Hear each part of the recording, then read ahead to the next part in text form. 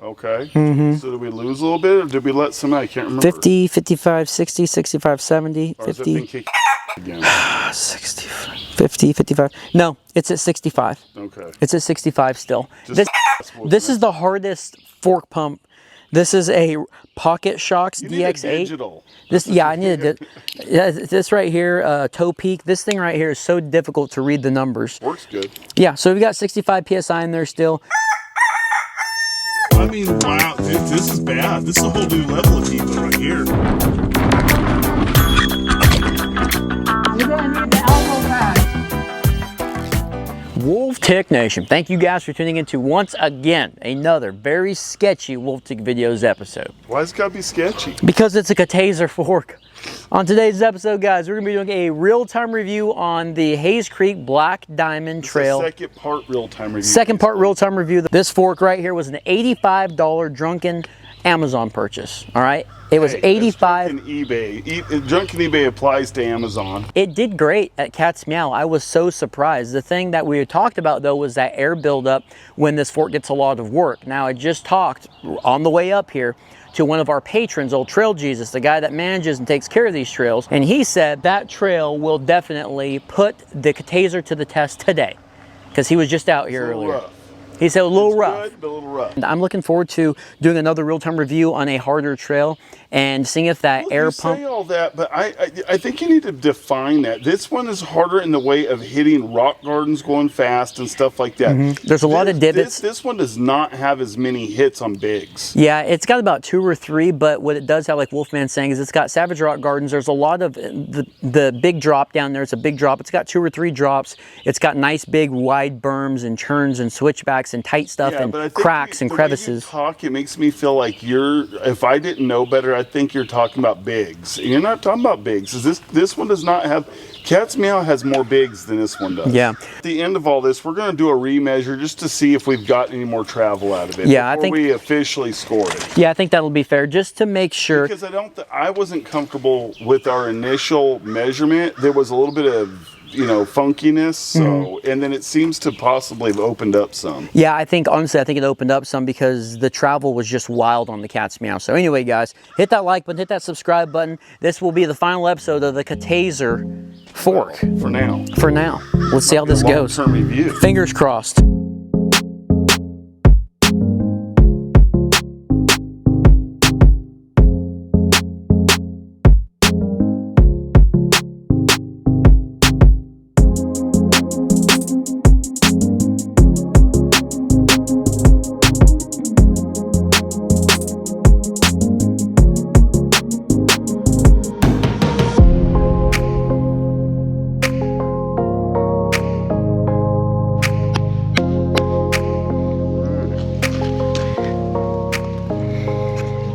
Okay, here we go. Good?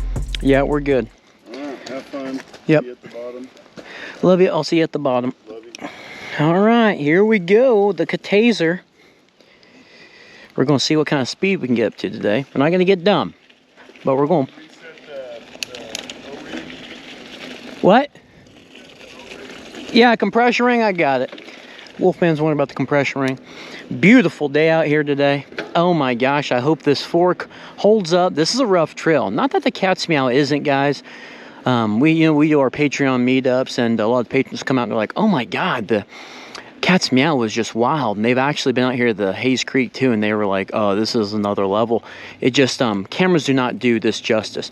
But we got the Polo, let's kiss your own here, and we are going to be riding this trail, and we're going to be getting it on the Catazer.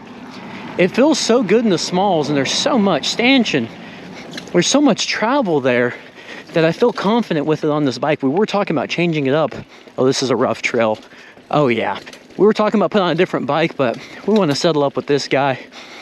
Finish scoring it with this just to keep it fair. And here we go. Okay. First hit was good.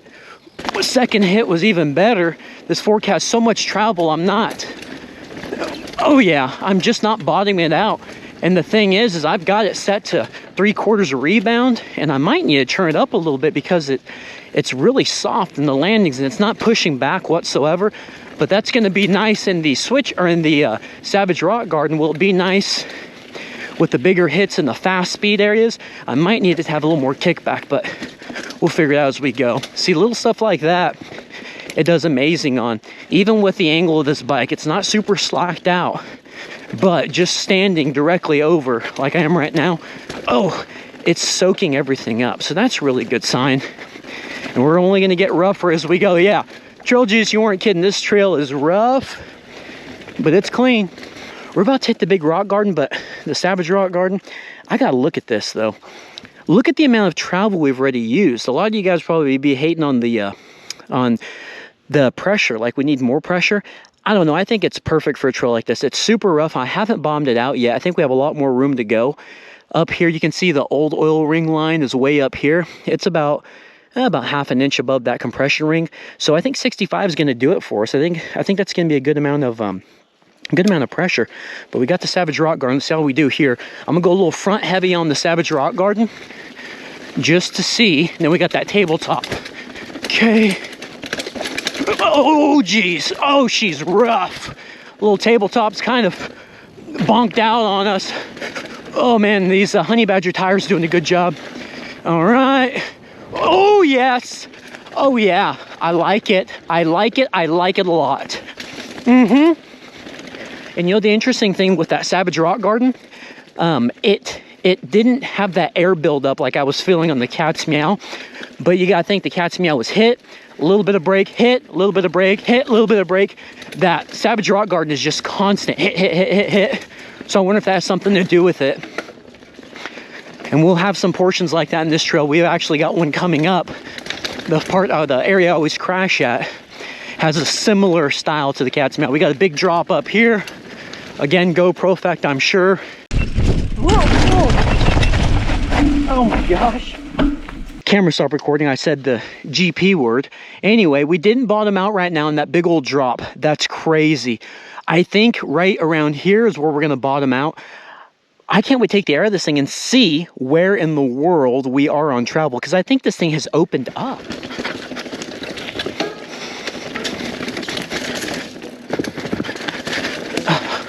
Okay, and that boost axle is really coming into play right now. That tapered head tube, or tapered steer tube, I'm really digging. Area where I crash a lot, it's just a lot more stable and wide. Oh, she's muddy down here. And this is what I'm talking about. Okay, and it happened. It just happened. On that last little bit of hit, it feels like this fork is starting to get that air buildup. It's the weirdest thing.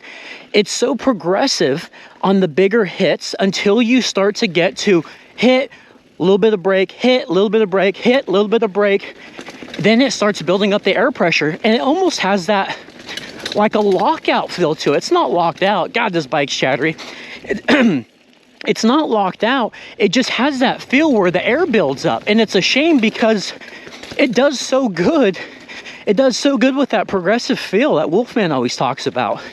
It really does. It doesn't feel like you're just floating and then you hit a wall whenever you go to bottom out. It has that, okay, it's getting stiffer, getting stiffer, getting stiffer. And that's what's so nice about being able to adjust this fork. It has a lot of adjustability to it that makes a difference. Now the compression knob, no, because it claims that little hit feature here. Yep, that compression knob doesn't claim lockouts, compression and dampening, but that doesn't do anything. We did it on the Wolfman dyno. We've tested out in the trails. If anything, it just gets closer and closer to a lockout until the fork completely locks out, which it has a good lockout, but it does claim it has dampening to it. So that's gonna definitely take a hit when we go to score this thing here in a minute. Okay. Ooh, she's a little wet. This trail's a little wet today. A little muddy in these shadowed areas, shaded areas. Okay, we got another drop here.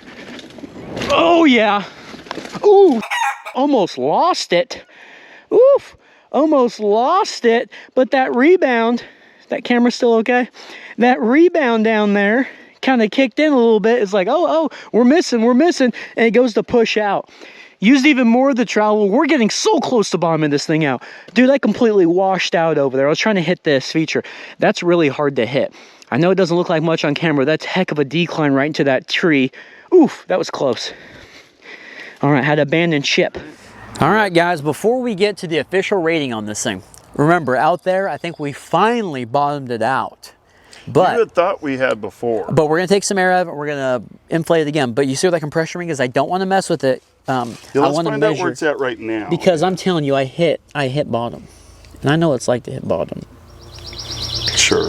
Let's see here. 147.8. I don't think you hit bottom right there. See, you thought you did again. Wow. 147.8. You know, I'm pretty sure I did, but I will say when we got off of the bike, I said, I think we finally hit bottom, but while I was riding, I didn't say it. So, you know, don't quote me. Okay, don't quote you. You ain't said nothing. So we're going to take all the air out of it. And then... Don't quote me, boy. Yeah, then we're going to fill her back up. You hear that? Yeah. That's bottoming out. Okay. Now we're pretty convinced. Well, we were convinced we bottomed it before. It was the expansion we weren't convinced on. Is there 100 marked on there clearly? Yes. Thank goodness. It is 100 right now. Okay, now we got to do a pull apart method. Okay, that's pulled apart. All right, you ready? I was waiting for your 75, 85, 95. This only goes to 150 ish. 130. When you get to 150, stop and let me thumb 140. 151. Okay, 151. Let me scoot down a little bit. Hang on. Let me get off of 150. Okay, there's 150 exactly right there. Okay, 150. What's that? 11.8. Okay. That's going to be 161.8. And what we get for 160? Well, no, 161.8. Oh, so yeah. it made it. 161.8. Okay, It made it. so it's official.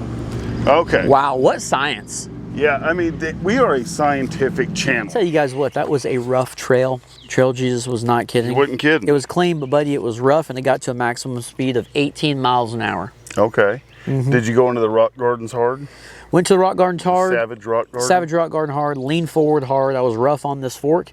And I think it definitely, that trail and the cat's meow put this fork to the test on what most people will ride. You know what I'm saying? I think I think it probably a little more. Most people, I would say a lot of people will ride similar. Yeah.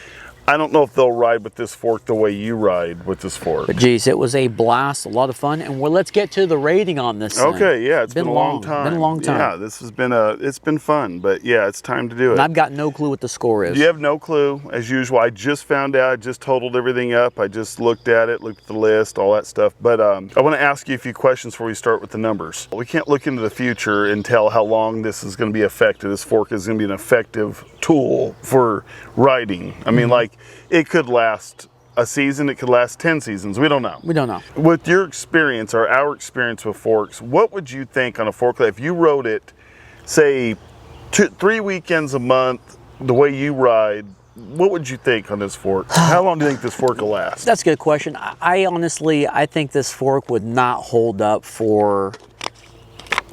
I think this. Your confidence isn't high that it's going to hold up for. No, that's a really good question. I think we need to start adding that into these episodes because I think it's important. You know. And we're just guessing. Yeah, we're just guessing, but I think this fork, if you rode it on stuff like this a lot, you know, rode it like I said throughout the weekend. This is no maintenance except for maybe some stanchion lube. I'd say you could get away with a season out of this fork, and by the end of the season, it's going to be hurting. Now, if you're just riding it, if you're using it for like light trail road use, you're not getting there, you're not doing craziness. There's no talent. There's no talent. It might last longer. It might last a lot longer. Yeah. The Catazer 160 millimeter, 27.5, 36 millimeter stanchion fork. When it comes to that, here comes the scores. On looks, out of 5, you gave this fork a 3.6. 3.6. I think it's cool for what it is. I think they're a little over the top with the Catazer and the big old red lightning bolt. It's gaudy. The red knobs, the gold stanchions. If that's what you're into, that's cool. I think it's neat that they went that far with everything. It's kind of in your face. I think if you're going to do it, you beat a dead horse. Yeah, they beat it and then they jumped the shark on. On feel, now this is the out of the box feel when you touch it. When you first get that new item and how it feels to you. Does it feel quality or not? The way the knobs turn and the way it feels when you adjust the rebound, the lockout, stuff like that. You gave it a 4 out of 5 on feel. Yeah, which is pretty high. You brought up a good point on that. I think everything felt really good. I really appreciated the boost through axle, the way that that's designed. It has those little cutouts. True. That's really cool.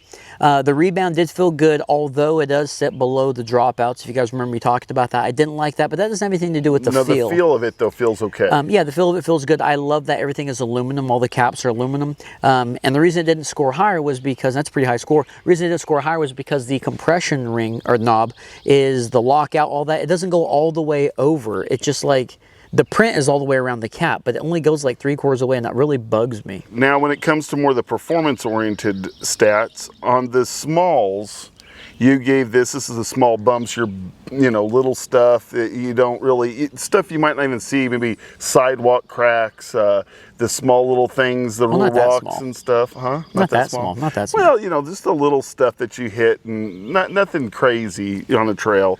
You gave it a 4.6 out of 5, which is really high. Yeah, amazing smalls feel, especially at a low rate of speed and a high rate of speed. You know, it does a really good job. And I've talked about how impressive it is in the smalls, but when we get to the big score, I want to explain something as to why it didn't get a higher rating on the smalls. Well, you're jumping the gun a little bit. We'll get there. Okay. Okay, now, so on adjustability, the adjustments of the fork, the way it handles an air pressure adjustment, the way it handles a rebound adjustment, the lockout, or in this case, it claims compression, but we don't think there's anything compression. It's either open or it claims dampening or whatever, and it's like, no, it's opened or closed. Like there's nothing in between. So really, it gets knocked for that because it makes a false claim. Plus, you know, it does do okay with air pressure adjustments. The adjustability of it is not bad, but it really gets knocked because of two things, in my opinion. One is it makes a false claim. That's why it took a big knock. Well, that's one. Let me get to the second one. The second one was the fidgety lockout while you're riding. While you're riding, it has that. We talked about in the cat's meow, you go to lock it out and it's really hard to turn. And if it's a manual lockout, that shouldn't be the case. It should be even easier. You know what I'm saying? So it did get a big knock for those. And that's why the 3. It would have gotten, I thought the adjustability with the air and the rebound, those things. Well, that was good enough to keep it at a 3 instead of dropping down to a 2 those or were good. 2.5. Yeah. This is a part that's going to be a little controversial. Okay, because when it comes to the straight up bigs on this fork, you were talking about a 9 on the straight up bigs, but it didn't get a 9. No. The reason it didn't get a 9 because the let's call it the medium bigs, so the little smaller bigs, if you will, not to be confused with the smalls. You were like, it's really not good in the medium to medium, large, bigger hits, but the big stuff, it's great. But that stuff right below that, the drops or some of the stuff on Cat's Meow that's not the biggest of tabletops, you're like, you know, that's where it kind of comes up short. It does some weird stacking or whatever it does, it's called. whatever that word is, that terminology Homeboy used. It just builds up air, and we talked about it. It happened on this one again. It's like the smalls are great, the bigs are great, and it's like, okay, this fork's starting to perform like a high-dollar fork, man. And then you start going over, you go a little feature, a little turn, you know, a little feature, a small, a big. It just starts building up on itself, and it's like there's no more progression to it. It just kind of stops, like there's air buildup, and they're like almost like air is being introduced somewhere into it. And because of that, it went from a 9 potentially on just straight bigs by themselves, like if you were at a jump park, it would have been like a 9. It dropped down to a 7.6. Yeah, I had to take a big hit on that. You know, we don't have mediums on our scoring, but so we have to kind of combine it between the smalls and the bigs. That's what I was talking about with the smalls. You know, it would have gotten a lot higher score hadn't that happened. Because of the high rate of speed, especially with the medium stuff, it starts kicking itself. And it's like, what are you doing? Your looks plus feel came out to a 7.6. Your smalls plus adjustability came out to a 7.6. Your bigs was a 7.6. Oh, that's weird. That's weird. And that was on, I mean, I do all these, when I quiz him about everything, we talk it through, he has no idea what's going on. He's not putting it together. So I just found that that was kind of odd. It's interesting. It's consistent. Anyway, okay, the way this fork, now it's a huge fork. It's a big This fork is massive. 5.29 out of 10 makes it a 4.71. So 10 minus the weight. Yeah. Okay. And so, no penalties, right? No, because we did a remeasure, as you guys just saw, and it did make a little over a millimeter over the 160 that's actual when you go through all the print. the travel's supposed to be 160, although sometimes there's some parts where they get a little confusing about if it's 160, 170. It's like you said, it's supposed to be 170 stanchion, 160 travel, but if reading it, it's hard to decipher that. Yeah. But that's the company claims that, and it did make it made 161 point something. So no penalties. I thought there was going to be a penalty. There's not. Now let's get down to where we think it's going to fall, and we'll look at some other forks in this price range. Okay. Oh, and that's another thing to remind me. As soon as we're done, I'm gonna see if the camera will focus on. I'm gonna show the price we paid for it. Okay. There's the list. All right, you guys are looking at the list. I'm looking at the list. Top of the list is 27.5 X-Fusion Enix. Bottom is a ZTZ. Oof, I remember that fork. Middle ground, we got the Bucklos at a 29.85. I think this fork is going to be a... Oh man, it's some memories right there, the Lu-2. I think this thing right here will be... I think you guys are going to think I'm crazy, but I think it's going to score a 29.5 something. It's where does that put it? It's going to be in between the Bucklos F32 and the XR, or the Suntour XCR32. Now, Liz, before we give the score, where would you put on the list of scores? I know scores don't reflect the order of what we like. Yeah, on but there, how much I like it? Yeah, where would you put it by like in that list? Well, X-Fusion Enix is definitely going to be at the top. Those Pixins are dynamite, you know. Holy crap, the Blaney Oil Slick. Wow, that was a fork. The Blaney inverted, the RockShox Judy Silver. So many forks. Everybody was upset about the RockShox Judy Silver TK. You guys are looking at it. I'm looking at it. I would say, honestly, I think it would be right below the RockShox Judy Silver TK on the liking department. Really? Yeah. Okay. It is a cool fork. It's a cool fork. I like it. It just has that And one we're little basing hiccup. it on how it is right now, not what we think is it going to outlast a silver TK? Absolutely not, in my opinion. No. But at the same time, yeah, as of right now, out of the box, playing with it, using it, you like it right below Yeah, it. I'd say we're right below the Blaney invert, which is right on top of the RockShox Which GD you Silver. like the Blaney inverted. Yeah. So I think it's going to score a 29.5 something. Okay. The Catazer 160mm 27.5 36mm stanchion fork comes in at 27.51. Oh! 27.51. 27.51. Yeah, so where does that put it? 27.51. 27.51 is going to be right below the Humelo DH680. Man, that kind of hurts me a little bit. I thought I'd done better than that, you know? See, that's just it. The scores Man. are one thing, how we feel about it's another, and we don't base on how we feel. We try to be as scientific as possible. This is a scientific channel. I want to redo. I don't think that's right. But I will say this. I thought the bigs should have been more of an 8 to balance it out, but that wouldn't have helped a ton. But I would have thought that.